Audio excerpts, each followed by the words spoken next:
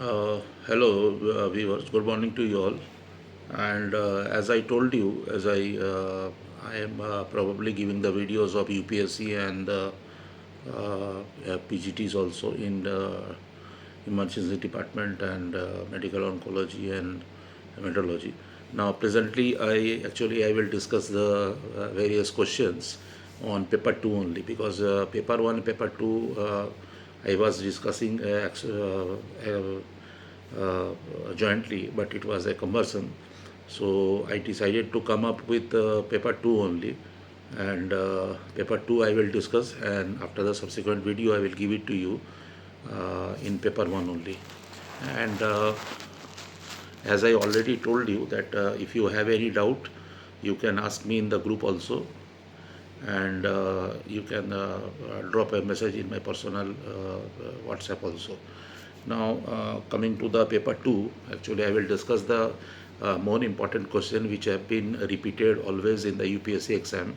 And as I told you already that the UPSC exam is a very straightforward exam but very conceptual exam.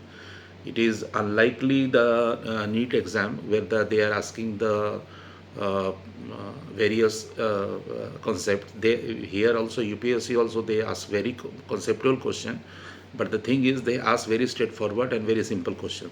So once you know that what type of questions comes, as I told you already again, already earlier also in videos, you can easily crack UPSC with the flying colors, and you can get through UPSC exam. So discussing with the first question, let me come to the first question of UPSC. Now, as I told you, today I will discuss only with paper 2, not paper 1. Paper 1 I will discuss with 2 or 3 days or 7 days after paper 2 discussion. So now the first question which comes to you is question number 1. Clinical signs and symptoms in tetanus are result of. Now hear the question again, and you listen the question, and after I will giving you 5 to 10 seconds, you just think the answer, and then you will see, and I will giving you the answer with explanation. Now, the clinical signs and symptoms of tetanus are a result of endotoxins, exotoxins fixed to the motor nerve impulse imprints, circulating endotoxins, and both endotoxin and exotoxins. Now, you think for the answer, and in the meanwhile, I will be giving you the answer after 5 to 10 seconds.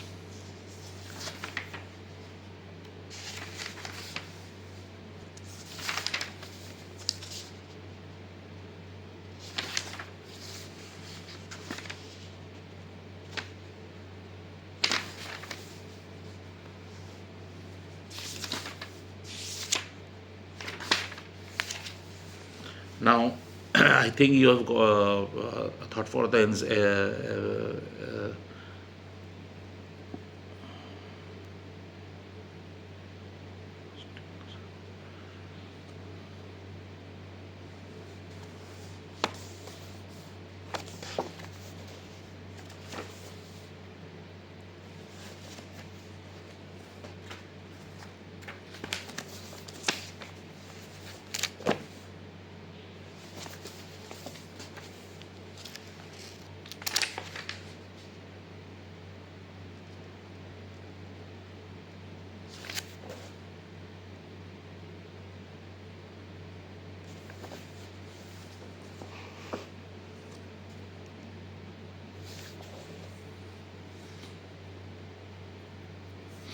Now, the answer for this question is the clinical signs and symptoms in tetanus are a result of what? As I told you, I am repeating the question once again. It is a endotoxin. The B is exotoxin fixed in motor neuron plates, circulating exotoxins, and endotoxin and exotoxin. The correct answer will be endotoxin, which is fixed to the motor end nerve plates. Actually, exotoxins are also already responsible for the development of tetanus, and it is fixed to the motor nerve end plate, and it creates the tetanus. So this is the actually the option B is the correct answer. Now I am coming in the second question. Now just hear the question, and then you think for 10-15 seconds, then I will be giving you the answer. This was a pretty easy question. It was not so hard. Now, this is a very important question, and I will be, as I told you earlier, I will be only discussing the question which has already probably it came in the exam, and it is always repeated 4 to 5 years always. And there is a very unique characteristic of the UPSC that they always ask the exam, and they always try to repeat the question in one way or the other by twisting the question, because UPSC examiners are always in the trend to see that how easy is your concept. That already I have told you in the interaction video earlier also. If you search my YouTube, you can easily find it out. And the second question is, which one of the following is the best indicator of the prognosis of the soft tissue sarcoma? First, you hear the question slowly. Which of the following is the best indicator of prognosis of SSS, that is soft tissue sarcoma? Option A, tumor size. Option B is histological site. Option C, nodal metastasis, and D is the tumor grade. So you think for a while, then I will be telling you the answer. Again, I am repeating the question. Which one of the following is the best indicator of the prognosis of the soft tissue sarcoma? That is option A, tumor size, histological site. Option C, nodal mets, and D is the tumor grade. You can pause the video also, and then you can think and you can answer it. Meanwhile, I will be giving you the answer with explanation.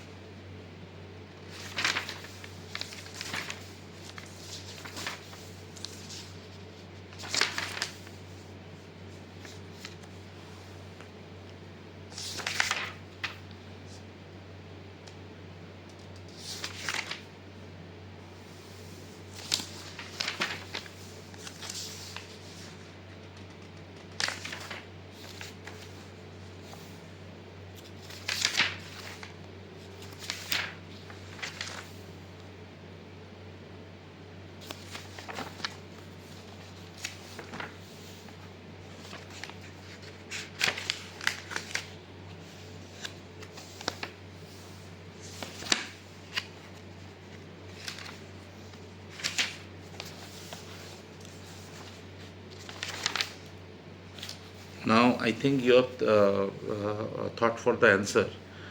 Now, which one of the following best indicator is the prognosis of the soft tissue sarcoma? So the option was tumor grade, histological type, nodal metastasis, and tumor grade. So the option will be here is tumor grade, because tumor grade is the best prognosis. Because if you see the some of the important points regarding the soft tissue sarcoma, is the soft tissue sarcoma accounts for approximately 1% of the new cancer diagnosis. This is the first very important point you should understand. And most common site of origin of soft tissue sarcoma extremity is the trunk, with following retroperitoneum. And if it causes in the retroperitoneum, it is the worst prognosis, with the head and neck. And malignant fibrosis histiocytoma is the most common type. Malignant fibrous histiocytoma is the most common type of soft tissue sarcoma which occurs. And the prognosis depends upon the histological grade, tumor size, depth, and the presence of distal metastasis. So already the prognosis, which it always depends upon the histological grade. So tumor grade is the correct answer. And the nodal metastasis, always as the lymph nodal metastasis is very rare. So this is not the answer. So answer is only tumor grade.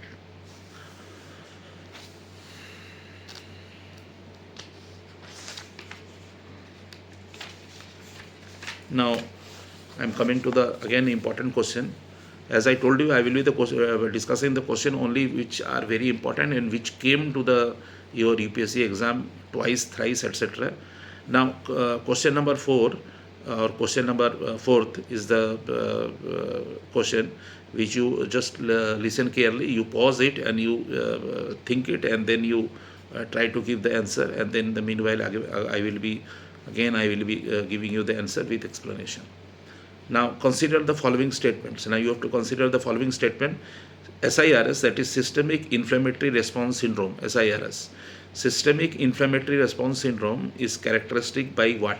Systematic inflammatory response syndrome is characteristic by what? Option A, temperature either 38 degree or below 36 degree. Option 1.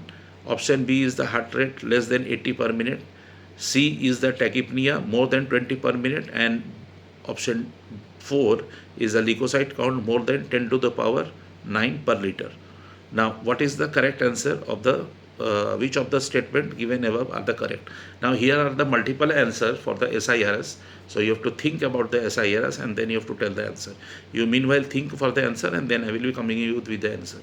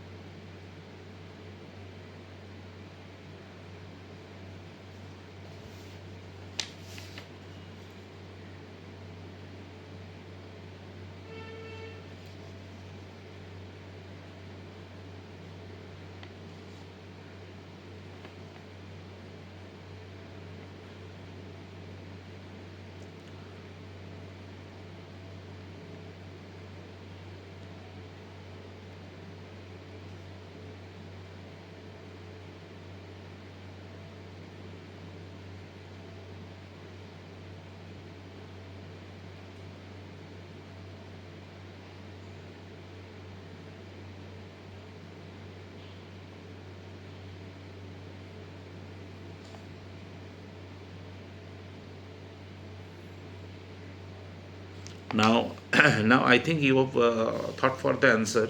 I am again repeating the question with the option. SIRS or systemic inflammatory response syndrome is characteristic by what? Temperature either above 38 degree or below 36 degree, heart rate less than 80 per minute, tachypnea more than 20 per minute, and leukocyte count more than 4 to the 4 leukocyte count more than 4 into 10 to the power 9 per liter. Now, here what will be the option? Here you have to think multiple answers are responsible for the causation of the systematic inflammation response syndrome, and the option will be option 1, that is temperature either 38 or below 36, and option 3, that is tachypnea more than 20, and option 4, that is leukocyte count more than 4 into 10 to the power 9 per liter. Now, you should know about the SIRS, where the systematic inflammatory response syndrome causes. Now, the briefly explaining it to you before I should it is my responsibility to tell to you that what is the definition of SIRS. Now, SIRS is a systemic manifestation of sepsis. Now, first when the sepsis occurs, it is the first manifestation of sepsis, and we have during our residency and during our consultation, during our as a consultation also, we have seen the patient of the SIRS and they are dying, and the morbidity and mortality becomes very high. So we should see that SIRS do not takes place.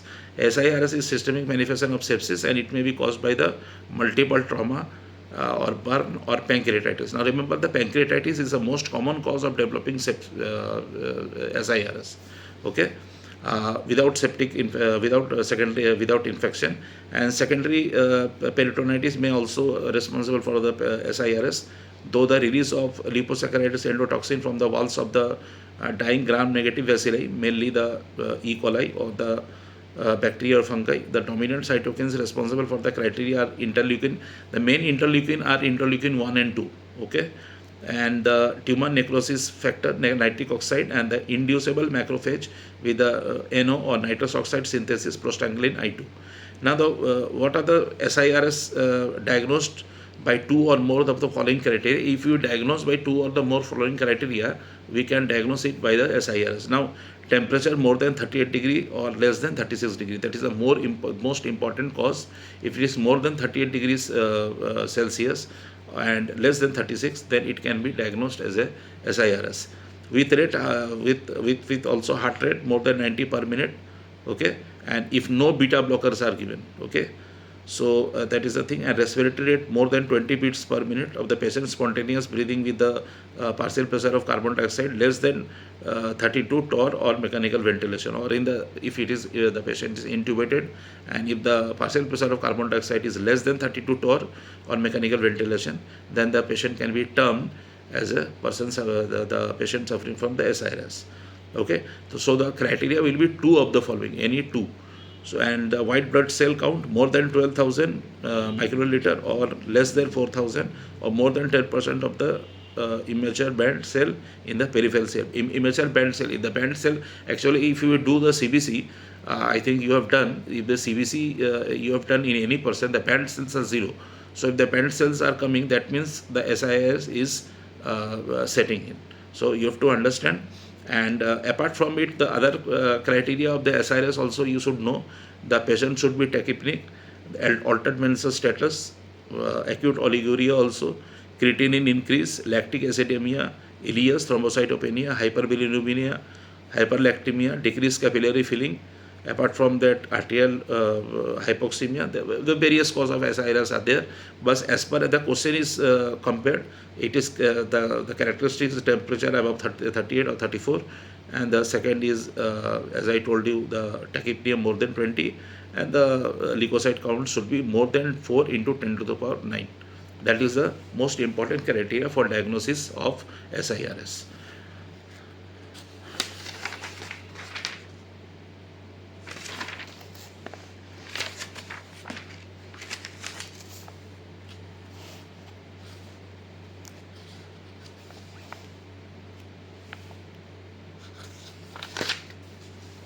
Now, this is one of the question which is the in the paper 2. I think it is a question of general surgery.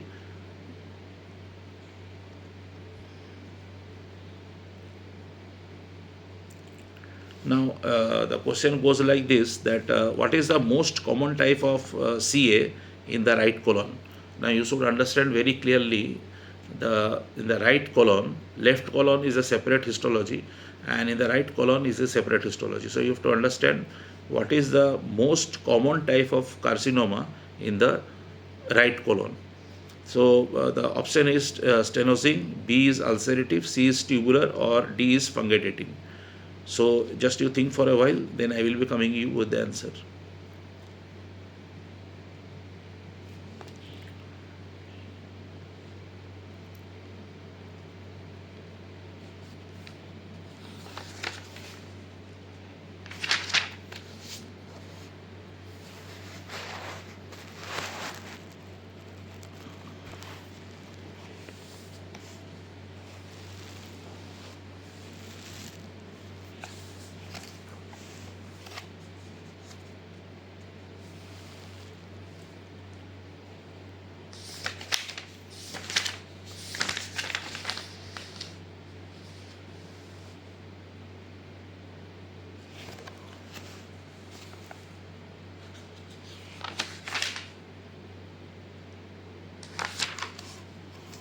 Now again I am repeating the question, and you may pause and you may think for the answer, then you may tell the correct answer.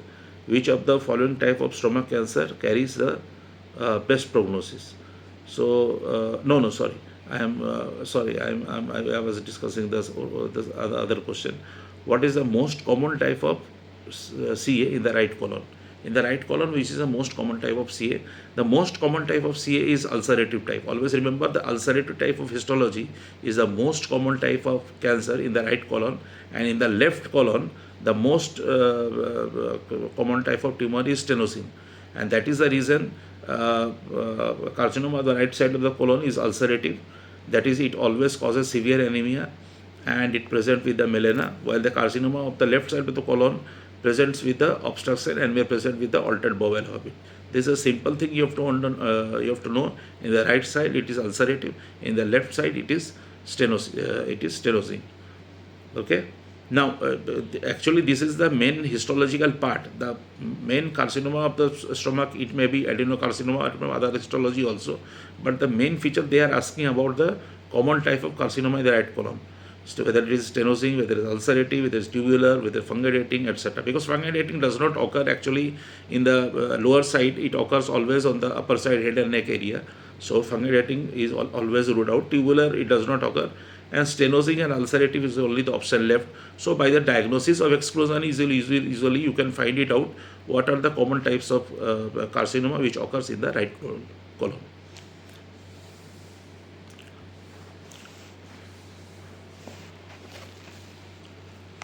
Now again I am discussing with a very important question. It also has come 2-3 years ago.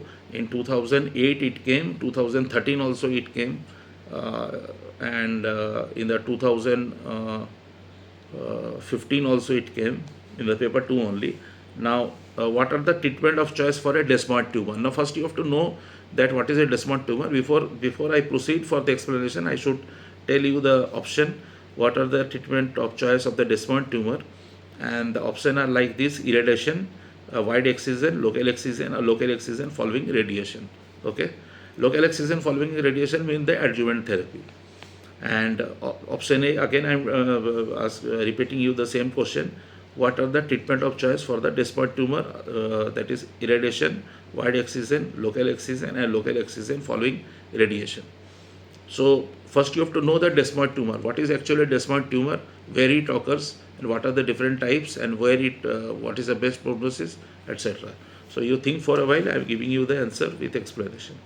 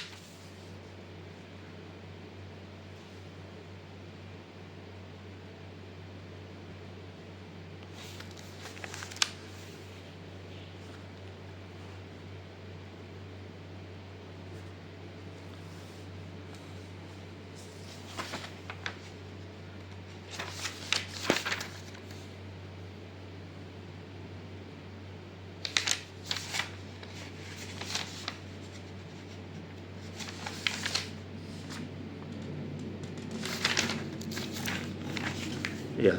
Now I should come up with the answer. And I was asking the question of the which of the treatment of choice is in the desmoid tumor. So in the desmoid tumor, first you have to know that what is a desmoid tumor. What is actually the desmoid tumor?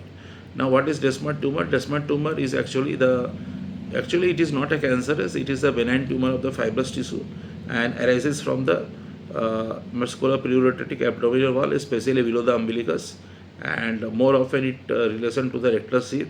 Recurrence rate is very high, 80%, and most common. Now here the desmoid tumor is most common in women, not in male. And the trauma, muscle stretching, and hematoma of the abdominal wall are the etiological factors. And it certain case Gardner's syndrome it may appear. Now secondary it may be appear with the Gardner's syndrome. So you have to clinically you have to be very sound to understand the desmoid tumor, and it may present with the hard mass with irregular margin. You can diagnose that. And treatment is the now what is the treatment? Treatment is the only wide local excision, but the recurrence rate is very high. So here the option is irradiation we can't do, and wide excision is only the wide excision also we can't do. Local excision we can do because the recurrence rate is high, and local excision, that is adjuvant therapy, the radiotherapy is not required here because it is a benign tumor.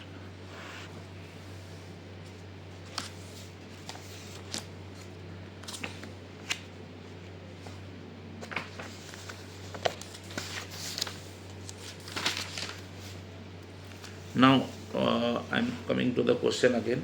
This may be a question of I think SPM, preventive and social medicine perhaps. Yeah. Now, the gap in the time between the onset of the primary case and the secondary case is known as what? Now, what is the gap between the primary case and the secondary case? The gap, which is known as what? So, it is the option A is the latent period, option B is the generation time, option C is the serial interval, and option D is the communicable period. Now, you think for a while. Meanwhile, I will be coming with you with the detailed explanation.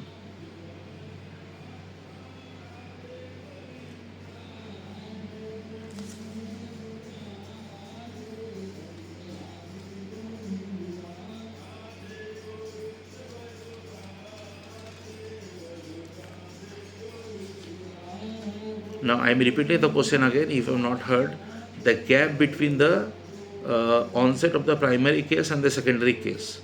So it is latent period, generation time, serial interval, and option D communication period.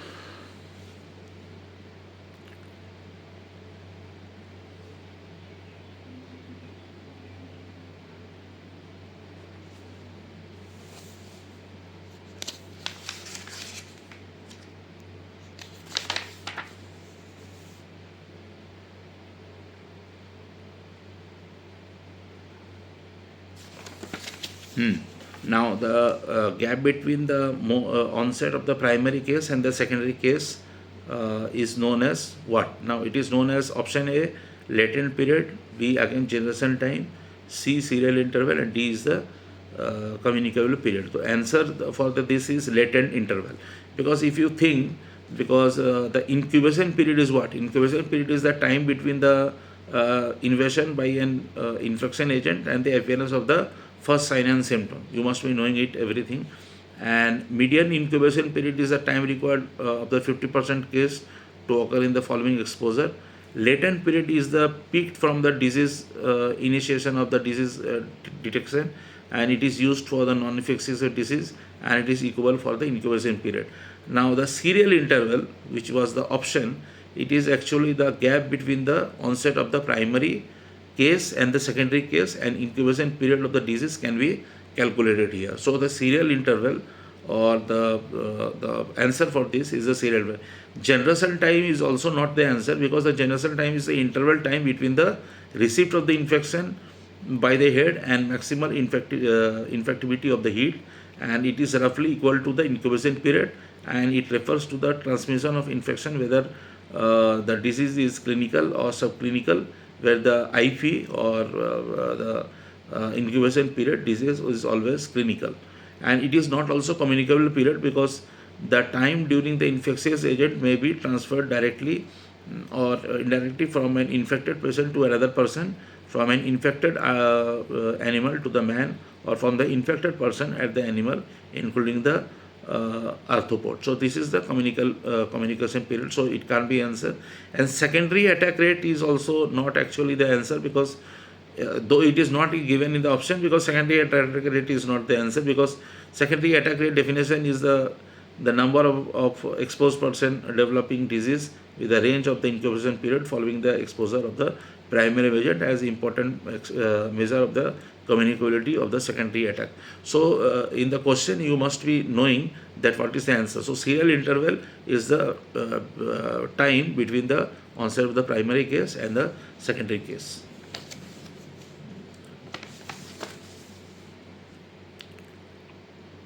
Now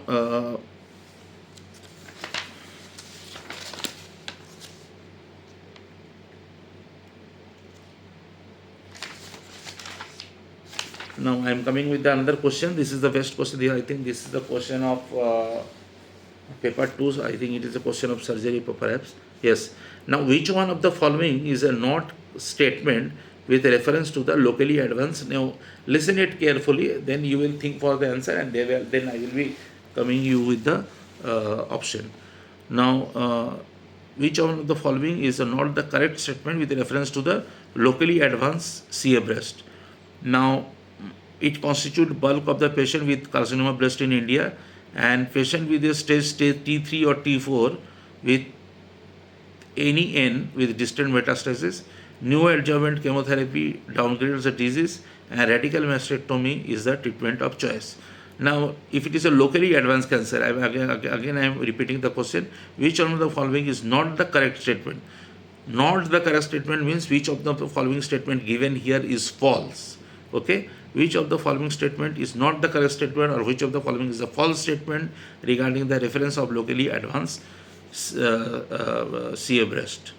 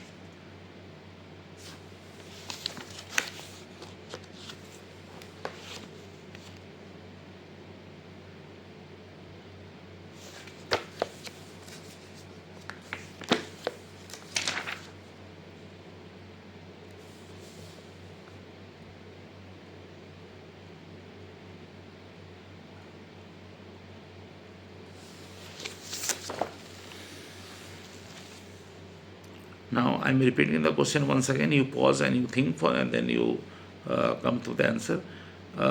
Which one of the following is not the correct statement, or which of the following is a false treatment with reference to the locally advanced CA breast?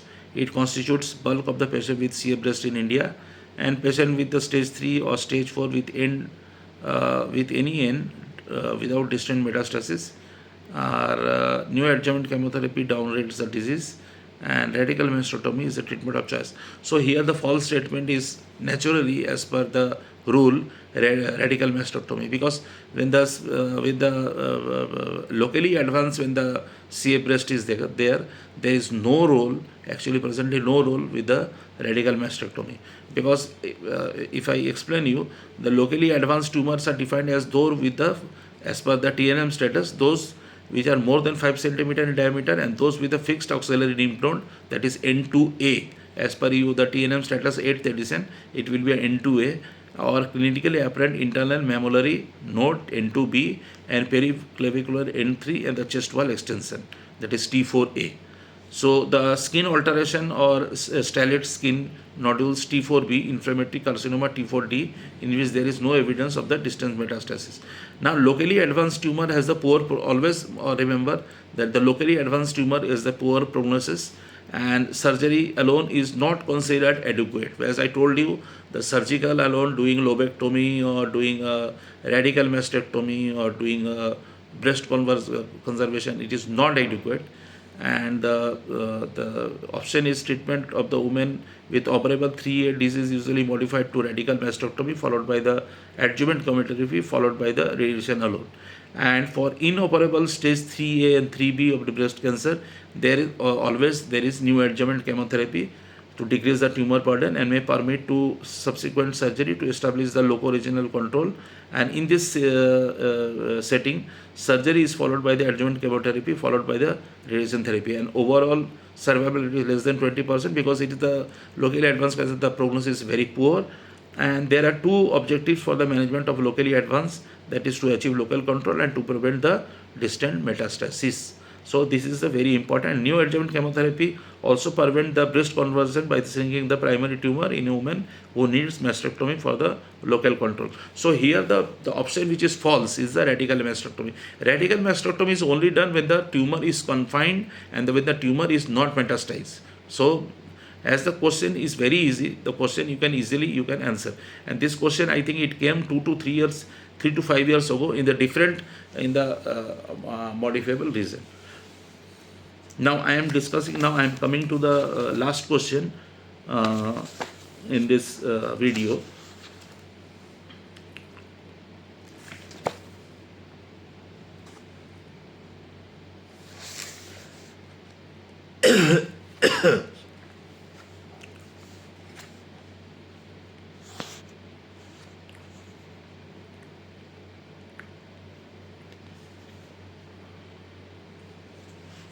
Now, last question again. It is a question of surgery only.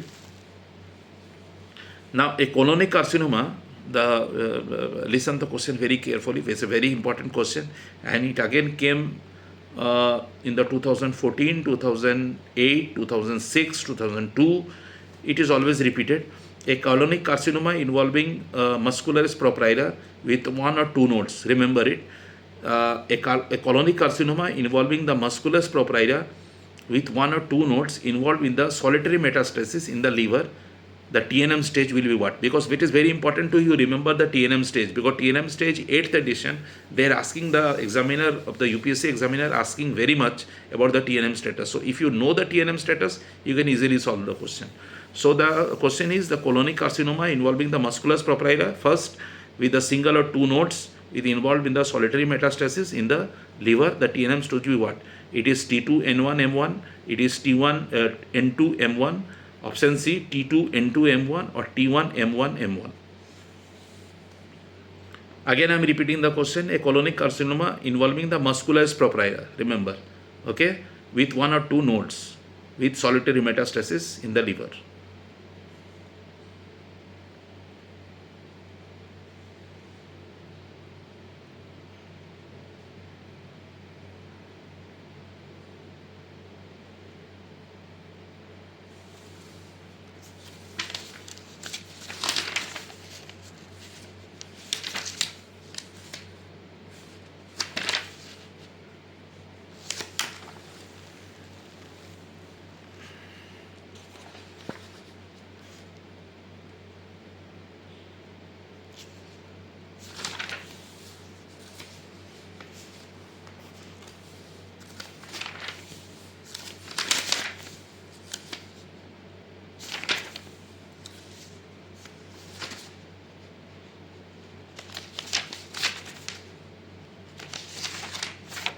Now I think you have come up with the answer.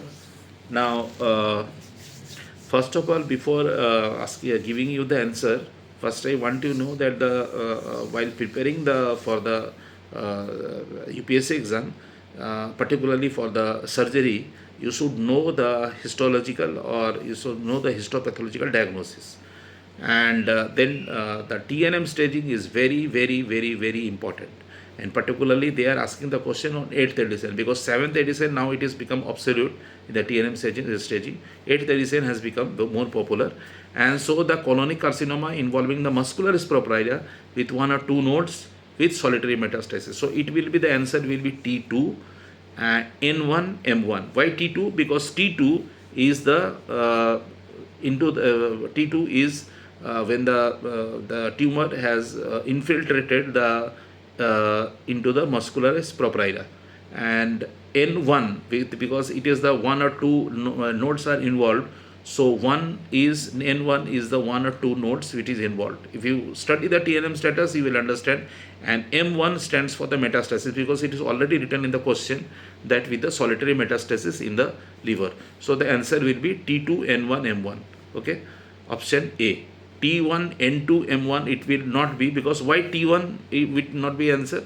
Because there is no option of the, because here the T1 means the no T1 actually means into the submucosa, because the tumor has crossed the submucosa and it is crossed the musculus proprietor, so it is T2. Okay, and it will be not be also the N2, because why it will be not N2? Because N2 is 3 or more nodes, and here the question is given with 1 or 2 nodes. So you have to, the concept should be very clear. You should understand actually the concept of TNM, because once you go through the TNM status, you will understand. This is actually the question. Now I am finishing the paper 2 today for the video. And for the UPSC examination, I will again come with the paper 1. Now I will be discussing with the paper 1 separately, because if I already I told you in the video, because if I discuss with paper 1 and 2, it become very haphazard and you don't understand. And as I told you, finally I will be telling you that if you have any discussion, if you have any problem, if you please come to me, you either through online or through asking me or through individually messaging me in the UPC in a group which is done by the Dr. Rajiv sir, and you ask me the question directly and what is your problem, and I will try wherever I see the your query, I will try to solve as far as possible. Okay, now next I think after 2 or 3 days I will be giving you the paper 1 questions and with explanation. Thanks a lot.